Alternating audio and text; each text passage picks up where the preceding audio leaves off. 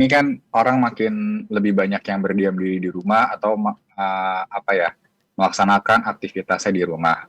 Itu juga berpengaruh terhadap bagaimana masuknya alur komunikasi yang terjadi ke dalam sebuah keluarga.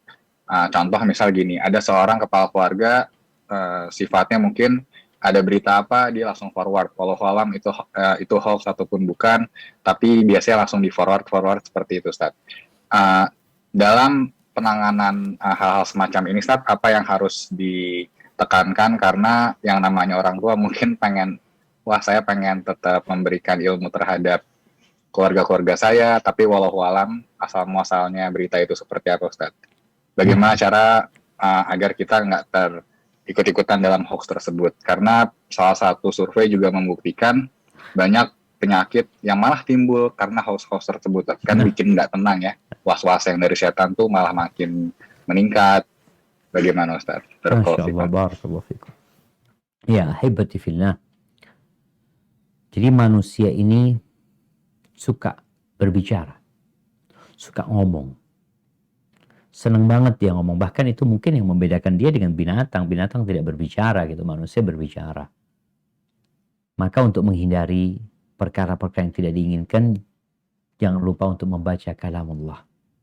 Bicara sama Allah Azza wa Jalla yang membaca kalamnya, membaca Al-Quranul Karim. Kita ini sering baca berita, tapi baca Quran jarang. Ketika sudah dapat berita, tadi disebutkan kita ingin menyebarkannya. Coba engkau baca Quran, ketika kau mendapatkan nasihat, engkau kopas, kau kirimkan. Itu akan lebih bermanfaat buat umat. Baca ayat umpamanya tentang dahsyatnya azab Allah. Kopas, sekarang bisa dikopas. Orang baca dari bisa diambil tuh ayatnya, disebarkan. Ada berita dari Allah Azza wa Jalla yang pasti benar. Tentang bagaimana manusia ketika melewati sirat. Kopas, sebarkan.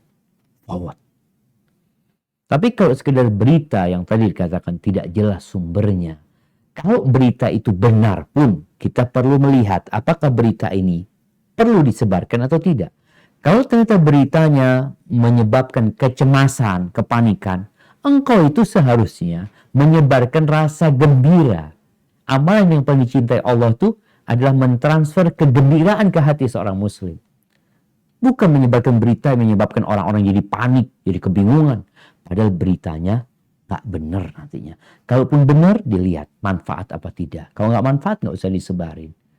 Kita itu jemaah fitnah di masa sekarang itu ada keinginan untuk eksis. Sehingga kita akan menunjukkan kalau kita itu eksis di dunia kita, di akun kita, dengan menyebarkan berbagai berita yang kadang-kala nggak sahih.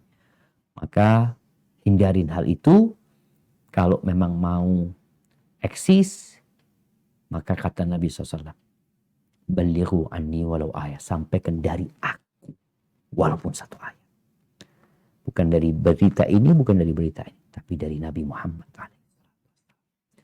Hada wallahu al-misab. Mungkin kita masuk ke pertanyaan terakhir nih kayaknya. Masya Allah, Ustaz. Iya ya, yang